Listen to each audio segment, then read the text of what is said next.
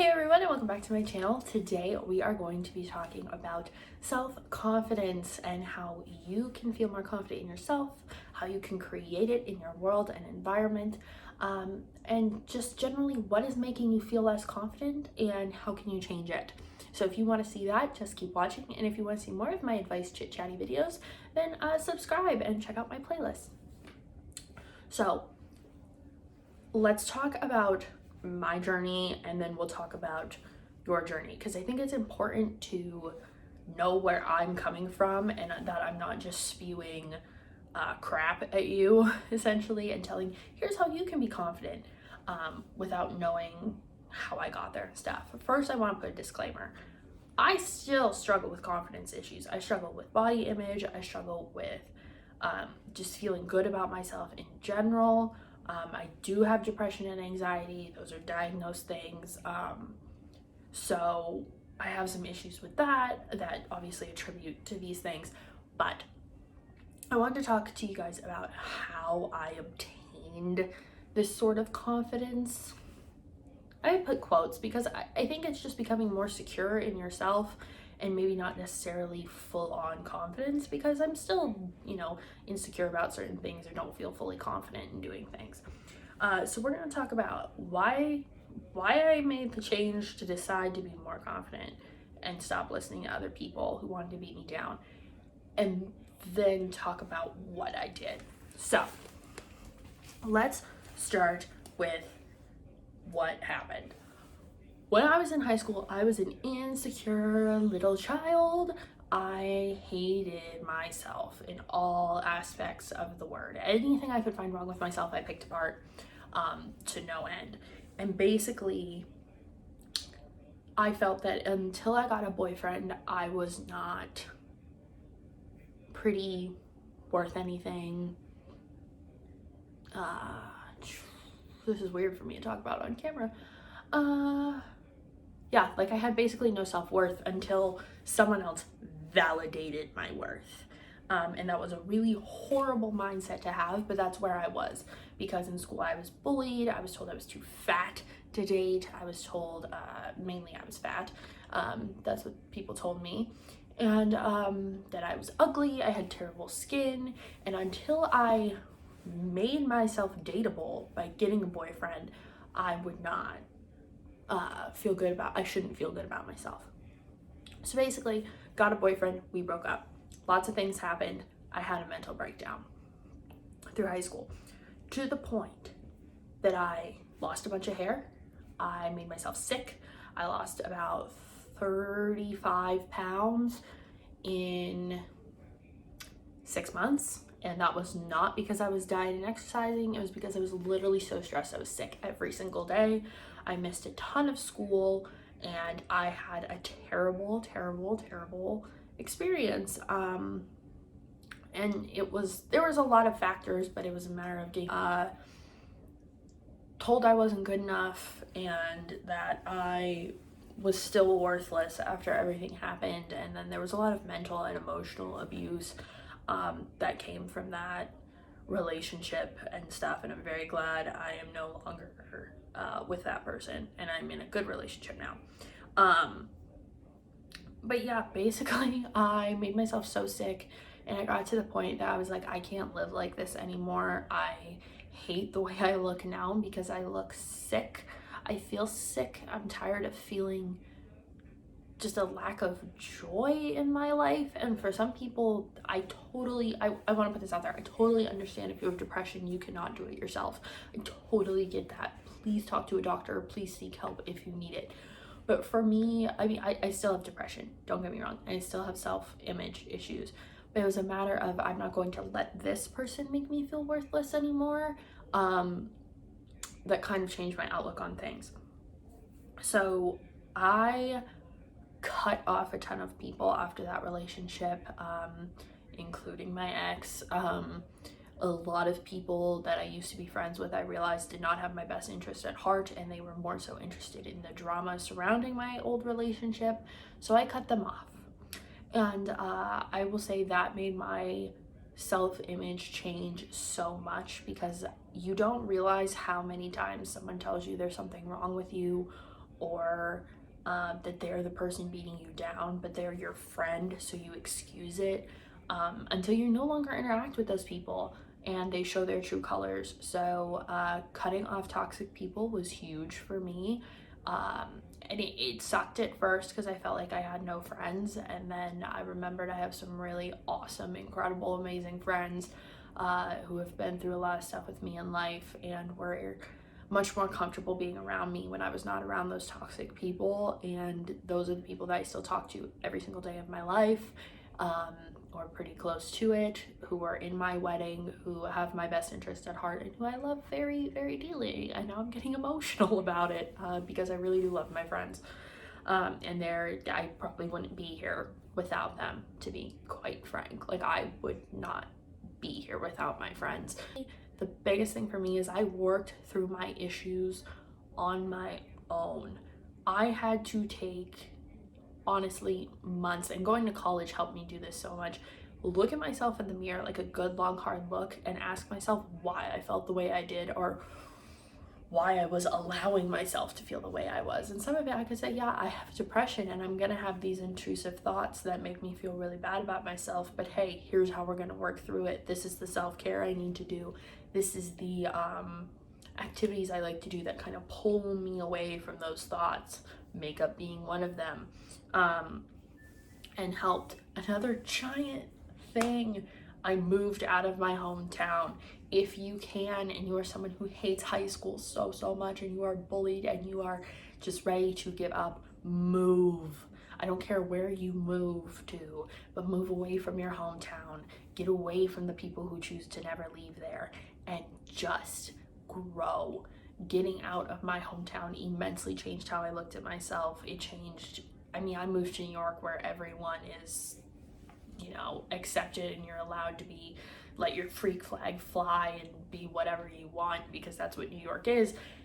And I just changed so much overnight because I felt I could be who I wanted to be, and people accepted me for it, and it was incredible. So move out of your hometown. That is my biggest tip to you in this whole video. I also stopped looking to others for validation. That was a huge thing. I stopped looking for people's approval in how I dressed, how I looked, who I dated, who I was friends with. I was friends with whoever I wanted to be friends with. You know, obviously, when I started dating Sean, people just started hating me because they didn't like Sean, and I really didn't care. So I stopped looking at others for validation. I stopped trying to think like, oh, if I wear this, like, people will say I look good today. I wore whatever I wanted, and when I wore what I wanted, people responded. Like, does that, like, being true to myself, people were more reactive to that than pretending to be someone I'm not, or dressing like everybody else and just kind of blending in. I mean, obviously I don't do that much now. Look at me. Like, so that made a huge difference. Another thing is accepting compliments. I used to like devalue compliments people gave me all the time. Like, oh, your hair looks really nice today. Oh, your makeup looks really good. Oh, no, it's this. Learning to accept a compliment is one of the best things you can do, especially in the for your career. Honestly, it's a crazy thing. I learned that from one of my dance teachers, that people who interview people say that they will look at you differently for a job interview if you try to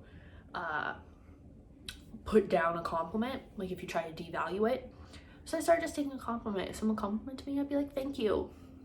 And even if they were trying to be snarky and be like, oh, I really like your hair today, I'd be like, thanks. It makes them think twice. They're like, why did she not get mad about that? Like, I was being snarky. And it's just being like, thank you. Yeah, learning to accept a compliment was huge, and it changed your outlook. It changed your outlook on the whole day, because you're gonna remember that compliment the entire day. And the next thing basically is to rethink your inner thoughts. I've seen many posts that are like, the first thing that you think when you see someone or something or look at yourself is what you're conditioned to think. And the second thing you think is the actual response that your brain has to it, because the conditioning will come first, and then the genuine real thought will come second.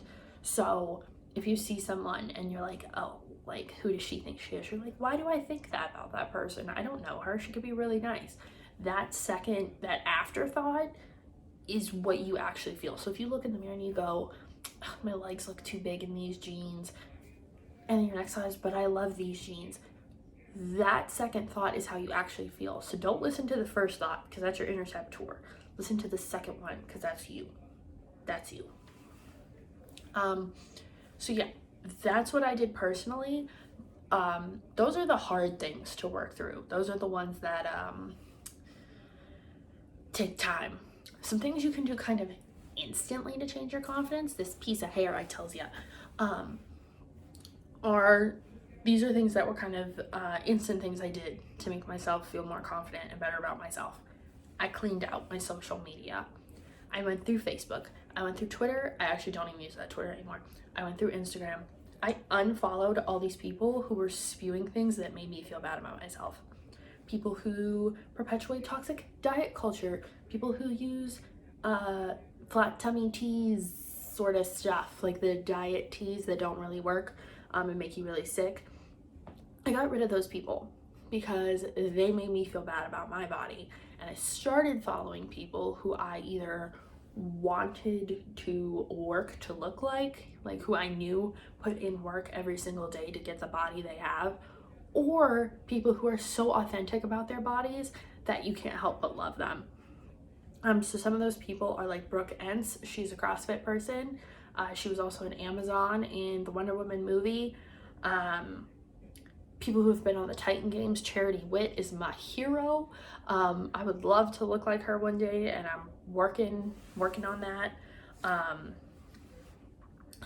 Amanda Lawrence, she is a power lifter. She is like awe-inspiring, honestly, all the things she's been through. But I also follow people like Bailey Sarian and Nikki Simpson, who are just authentically themselves every single day. Bailey Sarian does makeup here. Nikki Simpson is a tattoo artist who I'd love to get a tattoo from. Iskra Lawrence is a model. You guys probably know her from the Aerie campaigns. Hunter and Michaela McGurdy are also models. Pinup doll Ashley Marie, I've talked about her before. She's on YouTube. She's also on Instagram. Is so transparent about anything she's done to change her body. And then just really creative makeup artists like Jordan Hans, Miju Book, who is Lex. Golden Hair Doll, she's amazing. She's a smaller creator. She's really, really, really cool. But people like that who I felt a kinship with in some way, but also inspire me, so that when I go on there, I'm inspired to be better. I'm inspired to do great things. I'm inspired to keep maintaining my goals and not being beaten down by saying, oh, well, I need to drink this tea because I'm not good enough. You know, so I don't follow Victoria's Secret models anymore. I don't follow the Kardashians. I don't follow basically anybody that I don't feel is authentic or makes me feel bad about myself. Not saying that Victoria's Secret models and them are like inauthentic, but you guys understand. So yeah, positive messages only. And however I look at them, that's a positive message. So, we talked about fake friends and cutting them off. Really the biggest thing is looking at what is making you feel less confident. Who or what is telling you you are wrong? Is it friends? Is it bullies? Is it adults in your life? Because those are important things. If you're an adult, you don't have to talk to those people. Now, if you're a kid, you might have to be around those family members. You might have an obligation because they're family. But at a certain point in your life, you know, you can stop talking to those people. You don't have to talk to them every day. It's liberating, I promise. You know, I got told a lot by friends, family, adults that I interacted with that I was too loud, I was too obnoxious, I was too much, I needed to tone it down, be more ladylike. And I would try and alter myself, and then I realized I wasn't speaking as much, I wasn't interacting with people as much because I felt like if I did, I was wrong, or that I was doing something the wrong way. So in turn, I stopped listening to people to be quiet. I stopped listening to people who told me to stop talking. I stopped listening to people who told me I was obnoxious, and I embraced being obnoxious. And it's so much more fun to be myself and be crazy and loud and just honestly who I am as a person. So yeah, that's all I have for you guys today. That was emotionally draining. I feel very free and like, weight's been lifted off my shoulders. So if you guys have your own tips for how you feel more confident or better about yourself, leave them down below. I would love to hear them and see if I can implement them in my own life if they're applicable. And yeah, I hope you guys have a great day. Know that you are perfect and wonderful just the way you are, kiddo.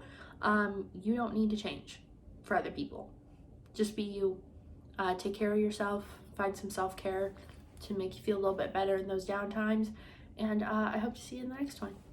Bye.